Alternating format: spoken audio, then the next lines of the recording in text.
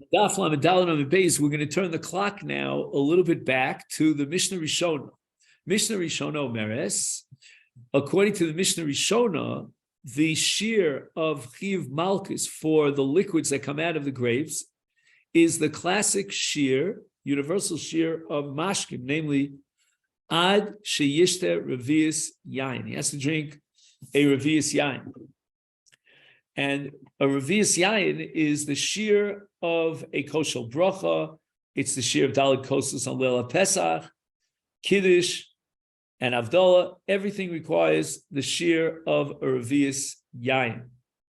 And a revius yain is made up of 1/4 of a revius of concentrated yain, that's called yain chai, and then we add 3 parts of mayim, and when we mix it together, dilute it, we get a revius of yain. So that the shear of kizayis, according to Mishnah Rishon, is not appropriate here because that's a shear for achila. But with regard to shasiya, we need a shear of a revius. Now, there's an amazing chiddush here of the Balei HaTosfos that the Mishnah Rishona takes the shear of revius to its logical conclusion straight across the board and applies it even to achila. That he's not chayav for achila unless he eats a shear of revius.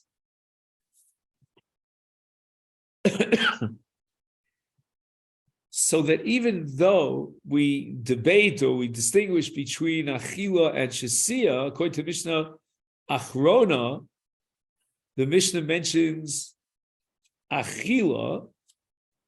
The Mishnah Rishona mentions shasiya, but the Mishnah Achrona is deriving shasiya from achila, and therefore it mentions achila in the Mishnah Rishona. Just one second. It mentions achila in the Mishnah Rishona. I'm sorry, gotta keep getting it wrong because they switched the order on me. In the Mishnah Rishona, it mentions shasiya, and in the Mishnah Achrona, achila, because in the Mishnah Achrona, we're deriving everything from shasiya, from achila, and according to the Mishnah Rishona, we're deriving everything from shasiya. Rabbi Kiva Omer afilu shara pito b'yayin v'yeshba k'dei l'tzarev kezayis chayav. Here we have the principle called heter mitztaref le'isa, which means that he takes a pas, which is perfectly mutter for a Nazir, and he dips it and soaks it in yayin. And the pas now absorbs a half a zayis worth of yayin.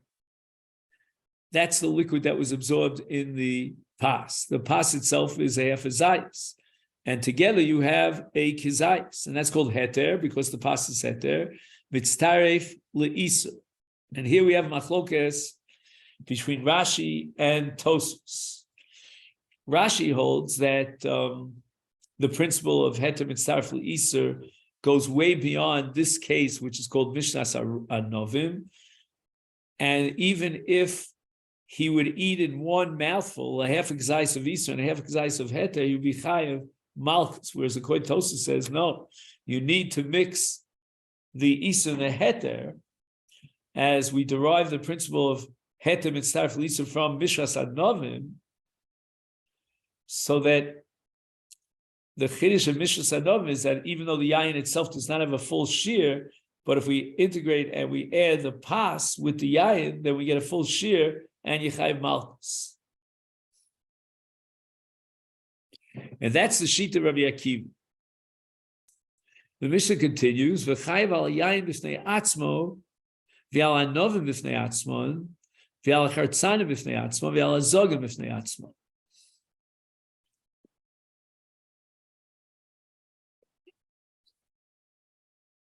Now here the Mishnah quotes a machlokes between the Tanakama and Rabbi Eliezer ben Azariah. And according to Tanakama, he's going to be chayiv malchus for drinking the shear of yayin, if he eats anovim, he'll be chayev for eating the shear of anovim. And so too, chartzanim b'fnei atzmon, zogim b'fnei atzmon.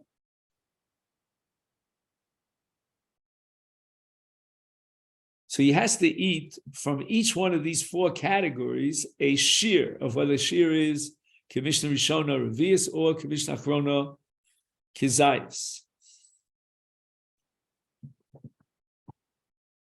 So what exactly is the Chiddush shear of the Tanakama? He's chayev on chartzanim even though he ate the chartzanim alone, or on zogim even though he ate them alone. And then we get to Rabbi Elazar ben Zarya, who says, no, it's not true. He's not chayev until he eats 2 chartzanim and a zag. At sheyochel shnei chartzanim v'zag. Now, Rabbi Elazar ben Zarya is both a kula and a chumrah. On the one hand, he's a kula because in the case where he ate chartzanim levad, the Tanakh would be mechayev v'yeh kashir. Rabbi Elazar would say, no, you have to eat both chartzanim and zagim together. On the other hand, Rabbi Elazar is a machmir because he would allow you to arrive at the shear by integrating both chartzanim and zag. He needs a specific ratio of 2 chartzanim, 1 zag. But not only that, according to Tosas Yontif, who is a commentary on the Mishnah, he points out that Rabbi Elazar ben Zarya is coming to be machmir, and he goes as far as to say that if he eats, the Nazir eats 2 chartzanim and 1 zag, the zag that belongs to the 2 chartzanim, he's chayav even on less than a kizayis. And this is clear from the Yushalmi. So again, the Iker Chiddush of the Tanakama is that he can be chayav for eating chartzanim, even though chartzanim is not usually eaten by itself. The Torah was mechadish that the Nazir is chayav for chartzanim, and the same is true about zogim. It's not usually eaten alone, but yet he's chayav. Rabbi Elazar ben Zarya says, no, you can't be chayav until you integrate 2 chartzanim and 1 zag. And in that sense, he's mekel, but he's also machmir because he's holding that you can integrate both chartzanim and zag into the shear. Now, in the footnote here, in Masechet, footnote number Yud Aleph, he quotes the Brisker Rov, explaining the logic of Rabbi Elazar ben Zarya. And I'm not sure I understand this. I learned it yesterday. I want to try it again. He says that Rabbi Elazar holds that the chiyuv on zagim and chartzanim is called a birya. Now we have halacha in birya that if you have a full creature as created in the natural universe, then it's never batel. And that means that the size of the birya is irrelevant. So, for example, if a person swallows chas v'shalom an ant, a nemola, he's going to be chayav for eating the nemola because of birya, even though it's less than a kizayis.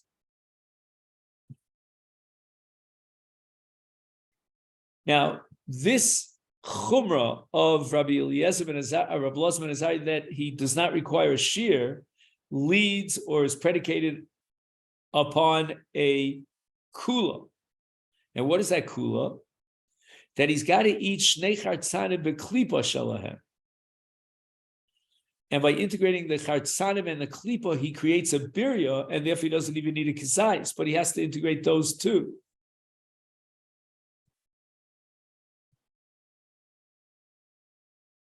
Now, we're assuming, and again, this is a gigantic machlokas tanoim in terms of how to identify chartzanim and zagim. Let's assume that Rabbi Elazar ben Zarya holds like Rabbi Yossi Shita, that chartzanim are the pits, are the garinim, and the zag is the klipa. So he eats 2 pits together with the klipa that connects those 2 pits. And that's why, says the Brisker Rov, it's called a birya, because in most cases of anovim, there are inside the anav, there are 2 garinim, 2 pits, and one klipa that surrounds the anav. Now, this is all against Rabbi Yehuda, who disagrees with Rabbi Yossi, and he has it the other way around. He has that chartzanim are the klipos, and therefore it seems like Rabbi Lazar, if he would hold like Rabbi Yehuda, would require that you eat 2 klipos and 1 garid. It doesn't make any sense. 2 klipos coming from 2 different anovim and 1 pit. I mean, that's not a birya.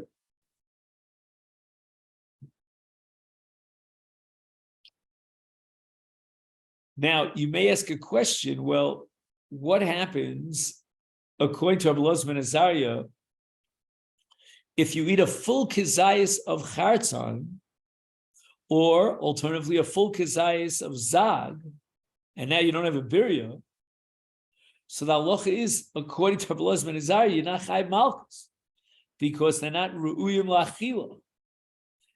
And therefore, the only way you can get malchus for chartzanim and zag is if it's a birya, which means shnei chartzanim v'zag, 2 pits with 1 klipa. How do you say klipa in English? Covering. Elohim chartzanim ve'elohim azagim. Now we have machlokas between Rabbi Yehuda and Rabbi Yossi recorded in the Mishnah. Hachartzanim, we start with Rabbi Yehuda's shita. Elu hachitzonim, those are on the outside, meaning the klipos. Vazogim elu hapnimim, they are the pits that are on the inside.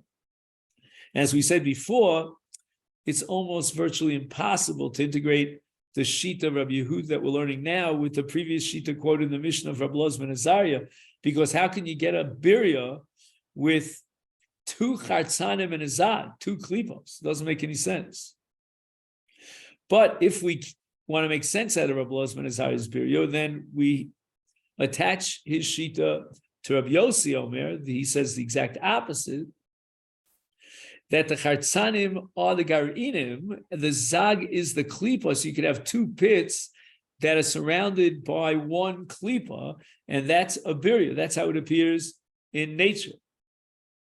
And the Mishnah offers a memory device here, shelo titeh, kizug shel behema chitzon hapnimi inbal.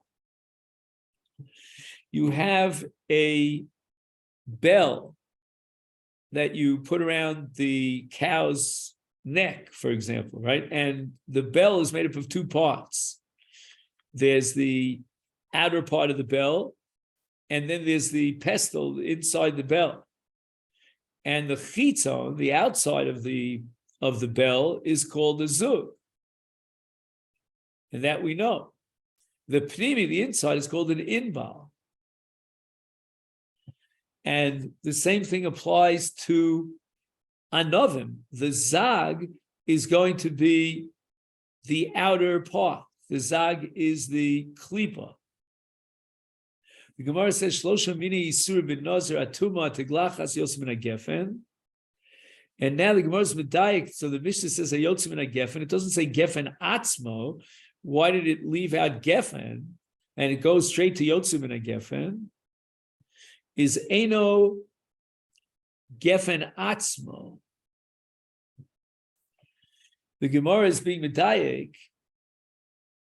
that the gefen atzmo, which are different parts of the vine, let's say, for example, the vine is made up of, for example, leaves and something that's called lulavim.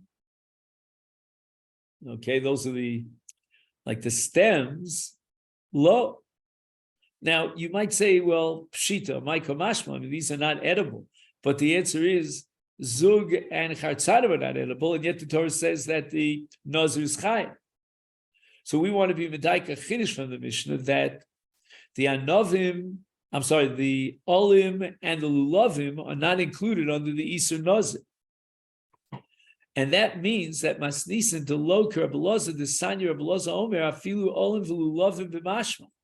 When the Torah prohibits the Nazir from yotzim and gefen, it includes the gefen itself, the gefen meaning the vine, and all its shoots and its leaves. and those are also b'achila. Now, there are Rishonim, and we'll see the Chazon Ish has a different approach, but there are Rishonim who insist that according to Rabbi Lazar, the olim and lulavim can be considered edible. They're re'uyim l'achila. But the Chazon Ish insists that according to Rabbi Lazar, we're going to be marbe, we're going to include olim v'lulavim she'enam re'uyim l'achila, even though these branches are not and leaves are not edible. Nevertheless, they're included in the Isa. And even though the Gemara establishes in Psachim Chavdalit Amid Beis, Kol Yisur Shebetorah and Lokan Alem LeDerech Achilasan, you only get Malchus for something that's Derech Achila. Mikol Makom Lo Nemar Din Zel Bisurim Sheikram Derech Achila. Aval Olim V'Lulavim Shekol Tzuras Achilasa Yichak He Shalok Derech Achila Lokim Aleya Mishum Shevadei Beofen Zechi V'Torah. And we gave the example, the precedent of Zagim and Chartzanim. Ika diarmile a seifa. Some want to be medayik from the seifa that our Mishnah is against Rabbi Lazar regarding olim ulav. What does it say in the seifa? Eino chayv ela ad sheyocham min anovim kizayis. Tanakama holds that you're only chayv if you eat a kizayis worth of grapes, and it implies that min hanovim in me'agefen atzmo lo. He's chayav for eating the anovim, but not from the vine itself, whether it be the branches of the vine or the leaves of the vine. Is maslisin delo kerbelaza desanya rebelaza mafilu olav lovim b'mash. But my kamifligi. Okay, now we get into droshos, and I'm not an expert on droshos, but there's a very fine but complicated introduction here in the 17th footnote of the Masechet. But first, let's just read through the Gemara. What is the source, the root of the machlokes between the Chachamim and Rabbi Lazar with regard to lulavim and olim, whether they're mutter according to Tanakama or they're osur according to Rabbi Lazar? And now we're going to have a machlokas about two different midos, shator nidreshes bahem. One is called klal uprat, and the other is called ribuy and miut. Let's see how it goes. Rabbi Lazar darish ribuy umiute, ribuye umiute, v'Rabbanan darshe klole uprate. So apparently, and here I'm relying on this footnote, Hamachlokas bein misha dorish ribuy miutim lemisha dorish klolim upratim hu shemisha dorish klal uprat lomed shekasher Torah omeres klal v'achak prat hapratu pirusho shel klal. So it means that we interpret the klal in the light of the prat, and really the klal itself is nothing more than an introduction to the prat. And therefore, when there's only a klalu prat, then we apply the rule of ein b'chlal elamash b'frat. However, there is such a thing as a klal prat uklal, where after the prat, the Torah repeats the klal. And in such a case, then we're marbe based on the klal hasheni, anything that's similar to the prat. So again, if it's a klal and then a prat, ein b'chlal elamash b'prat, and we limit it to the prat. If on the other is another klal, then we expand the klal to include anything that's ke'em haprat. On the other hand, we have something called ribuy umiut, that when the Torah says a ribuy and then a miut, the miut is not a pirush of the ribuy, ela haribui ba l'rabos es hakol. You have that? The ribuy comes to be marbe everything. So then we have to ask the obvious question. So what is the miut? Hamiut ba l'mayit shelo kol advar misrabim we're not going to go too far with the ribui, even though initially we said the ribui is marbes hakol. Elarak dvarim adomim lemiut. So we're going to limit the klal to that which is similar to the miut. So again, how is that different than klal uprat ein b'klal masha b'frat? Oh, so in other words, ein b'klal masha b'frat means the klal was just an introduction, but really it's the prat. But if you have a ribui and a miut, according to that shita, then the miut is going to describe the ribui, but it doesn't mean that you have to have exactly what it says in the miut. So it's not ein b'miut, ein b'ribui elamasha b'miut, like we had ein b'klal elamasha b'prat. Lachein kisheyesh ribui u'miut mematim esmasha eino doma lemiut.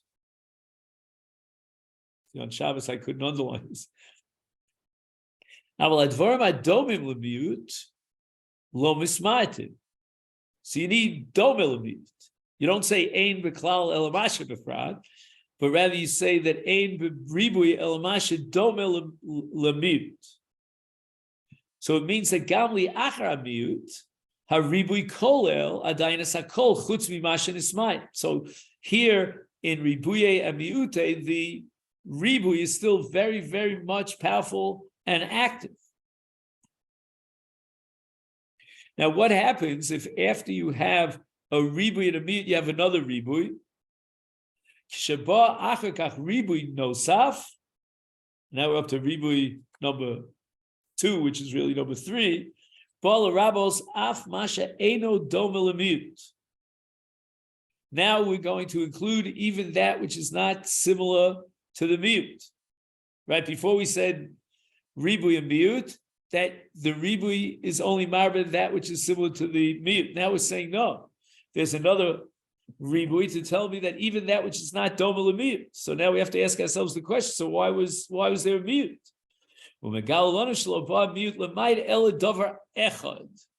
Okay, that's the key phrase over here. If you're going with ribui, miut, and ribui, then the purpose of the miut is to exclude only one thing. That's all. You get a one-time shot. Let's see it inside.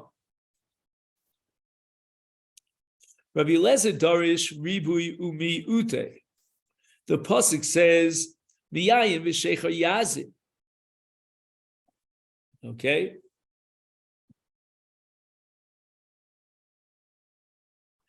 Miet.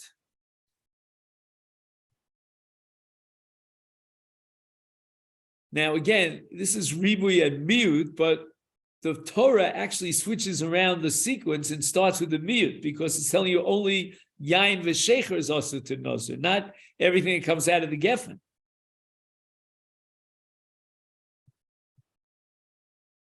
Now we have a ribui, because in the very next pasuk in Parshas Naso, Perek Vav, it says Mikol asher yasa v'geffen hayayin.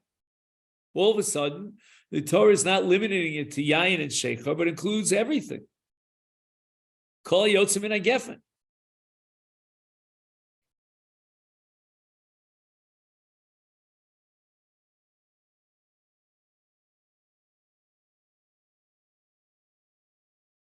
So what do we have at the end here? We have both a ribui and a miut, or in the sequence of the psukim, it's a miut and a ribui. So what are we going to say? Riba kol.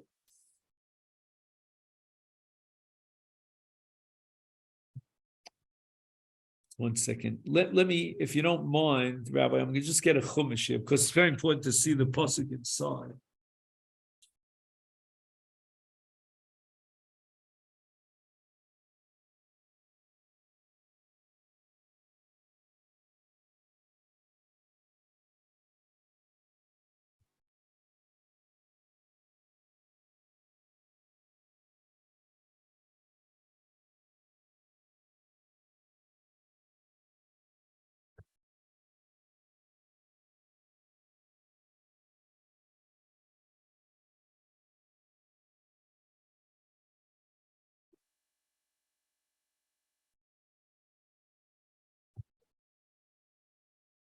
Okay.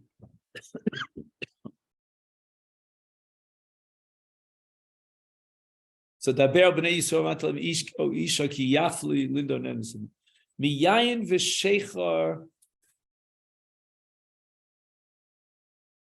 yazir. Okay, that's called a mute.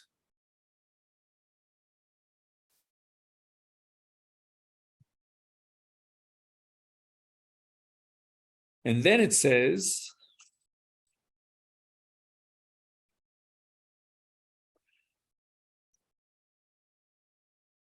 Mikol asher ye'asa.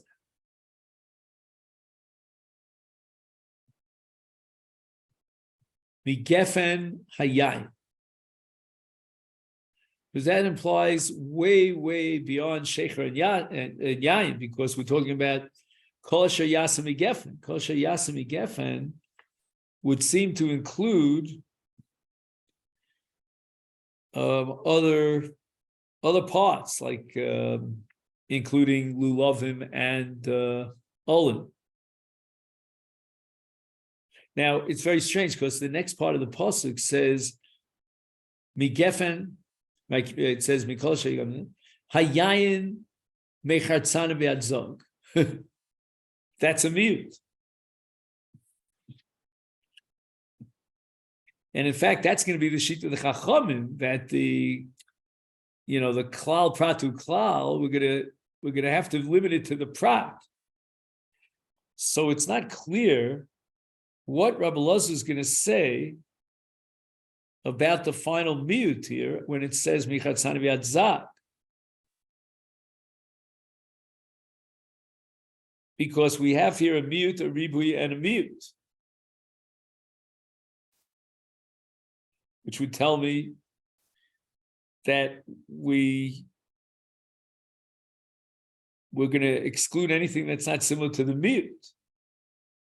So how does Rabbi Elazar ben Azariah expand it to include ulavim and olim?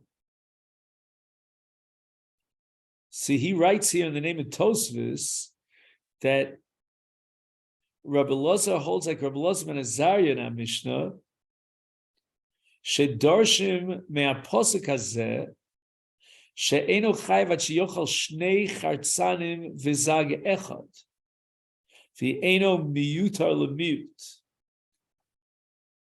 u'memele yesh chak miyut v'ribui. And when there's a miyut and a ribui, then as we said before, it's not going to exclude everything that's not similar to the miyut, but rather it's going to allow for other things, and that's why Rabbi Elazar is going to expand it. So this is what I wanted to note. Okay. Now we're going to explain Rabbi Elazar, and he says the following: Miyut v'riba. And again, he doesn't have the other miyut because that he needs for Rabbi Elazar ben Azariah, Shnei Chartzan V'Zag. Okay, fine.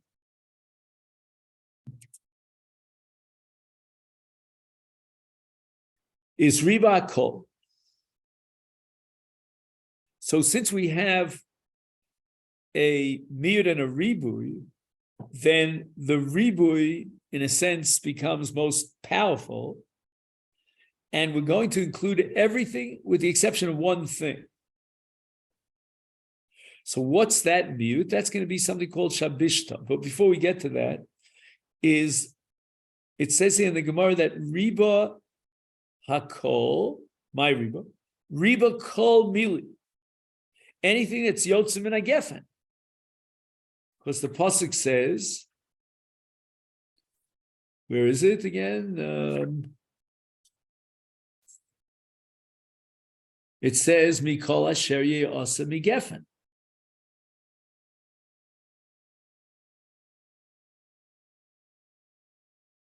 Umay mute, but we have a mute that's a yayin v'shecha, so it's got to exclude one thing, and that's called miyut shabishta. So shabishta is apparently not the branches, but the vine itself. There's the vine, and then the branches that come out of the vine.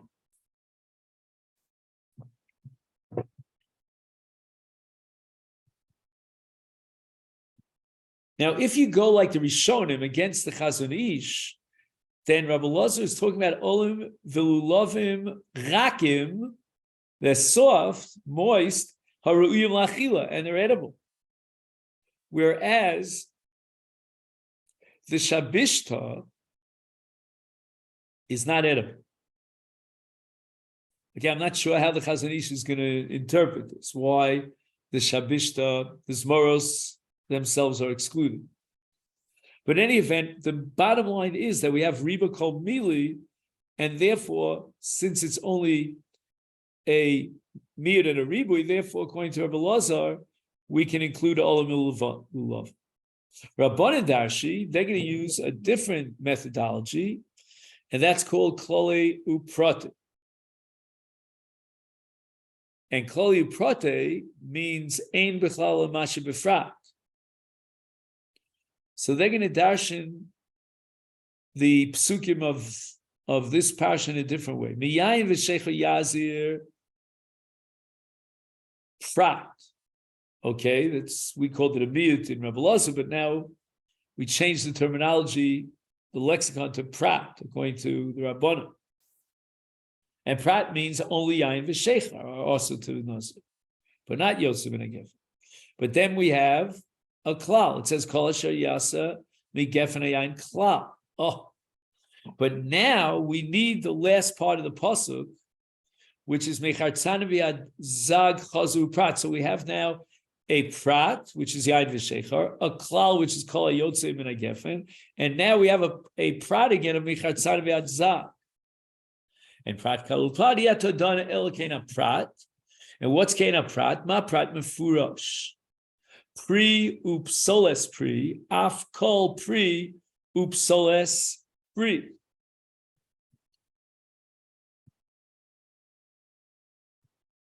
So we need the pri itself and the psoles pri, because after all, the Torah does say v'chatzana v'adzak. So that's going to be our prat, and everything has to be ke'ena prat, which is including in the pri also the psolas pri.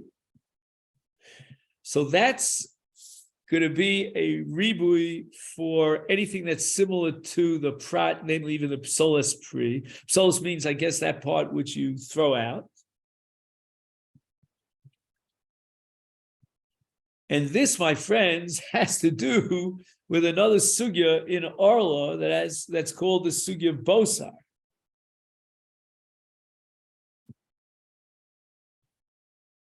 So what's pri and what's psolas pri? Right? There's a prat which is going to be defined as pri and psolas pri. Now, what does that mean, pri and psolas pri?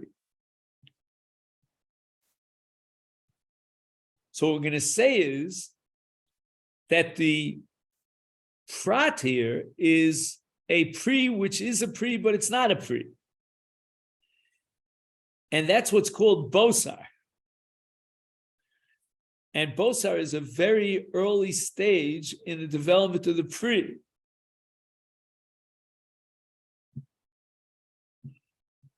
Now, it's interesting that Rabbi Lazar didn't even need a ribui for pri and psolas pri. I guess that was muvan me'elav. But in any event, what's pri and what's psolas pri in this context? So we said that pri is bosar. And we have to know whether bosar is called a pri and called tarkula. This no get to orla, and it's no get to bircha aspar priya eitz, whether it has the same pri. And it's also no get to cheskes gimel shonim. We has to, for 3 years, he has to eat the peiros of the field. What if he eats a bosar? And now we want to know what's the din of anovim of bosar as far as the Nazir is concerned. And then we have something called psolas pri. which is grapes that were already attacked by the bugs. And all the above are Asr ben Nazir, but not Olim Ulavim. Olim and Lulavim argue the Chachama is not free and it's not Psolis free, and therefore it's not included in Haklal Shekol Shebeklal Kein Prat. So the Bryce asks the following question: Ima Prat Meforosh Pri Gomur is Af Kol Pri Gomur.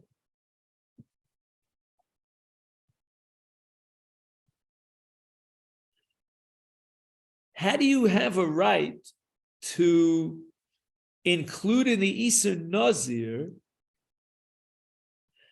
a pri, which is a bosar that's not completely matured and doesn't have a shame pri?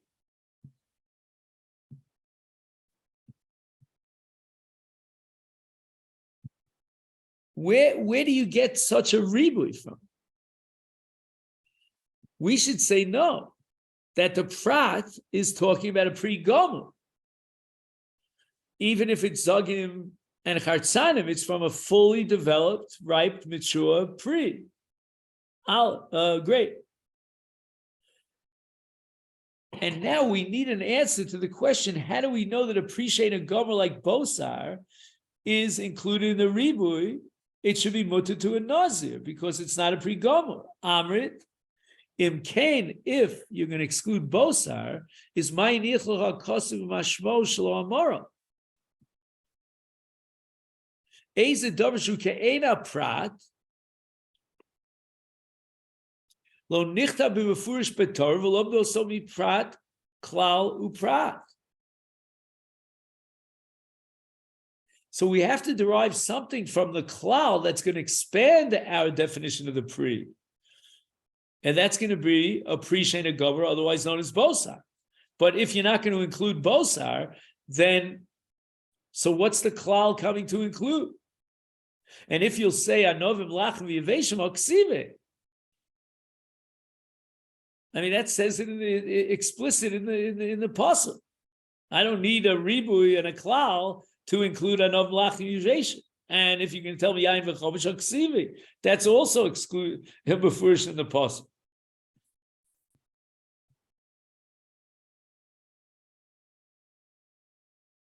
See, the Gemara is not differentiating between the anovim that were eaten by bugs and the anovim that are only in the state of bosar. Somehow, the Gemara, the Brisa includes them all under one heading. That has to be understood, but that's not for us. Therefore, we have to conclude: Eino lechel adun kiloshen achron, el kiloshen rishon. From this drasha, we're going to have to be marbe only that which is a pre-gomur, and we're going to exclude a bosar. And that's if we only had the prat, but now we have the klal, koloshen rishon. Now we're going to be marbe pri and psolis pri, and even bosar is included under pri. And that's what we're going to derive from the ribui of prat, klal, uprat. Fekta braiso me'acher shesofenu l'rabos kol davar mat hamalom rechatzana v'yadzad. So what are you excluding based on the prat? After all, we said that klal, prat uklal is ein b'klal elamashe b'prat.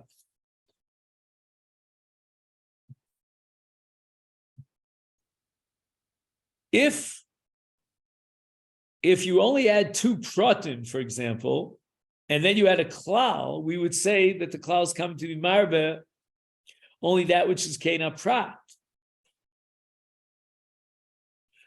Because right now, we're basically saying at this point that even if we only had a pratu klal, we would be marbe only that which is kena prat. So why do we need another klal?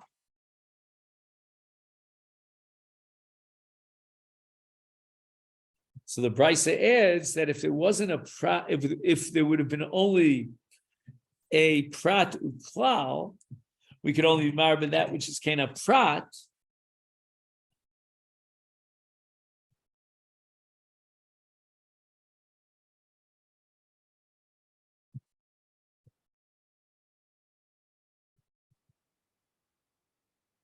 So what's the second prat michartzana v'adzag after the klal? So it's prat klal uprat. Lo malcha kol davar shetamotzi prat uklal. Iata rashoy lemoshcho laduno ke'ena prat.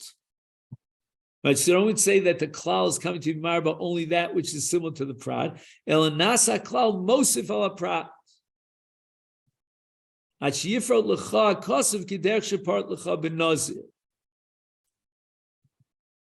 So we need an additional prat, which is michartzanim adzag, after the klal, and that's why it's a prat klal uprat.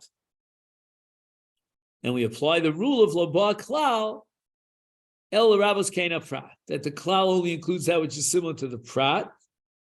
And this is going to apply from the case of Nazir to Kol HaTorah Kula. And only if the Prat after the Klal is written, then we're going to darshan that the Prat is coming to be Mamaita Klal. And the klal is therefore only marba that which is keda prat. But Omar Mar, we learned to the Brisa Ma prat mafurish pri upsolis pri af kol pri upsolis pri.